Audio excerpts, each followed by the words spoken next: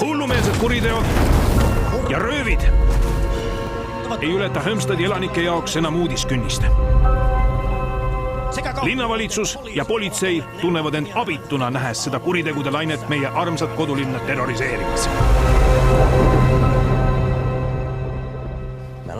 Nii et politseil napib tööjõudu. See linn vajab superkangelast. Vinski.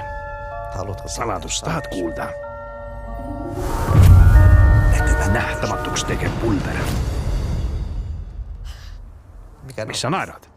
Nähtamatuks tegev pulber? Jaa. Läbi seinte! Kuhu sa kadusid? See on meie salajane peakontor.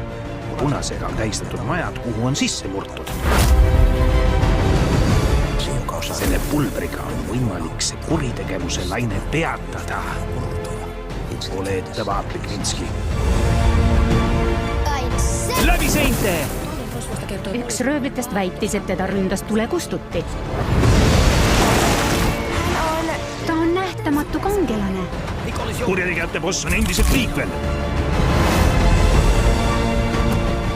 Käärime siis käised üles. Sul on poeg? Jaa, Vinski on 10-aastane. Punepulbrid võivad kasutada vaid äärmiselt ausad ja pisetud inimesed. Mina olengi nähtamatu kangelane. Vinski. Üle linna Vinski. Kusjuures päris superkangelased ei käi kunagi vetsus.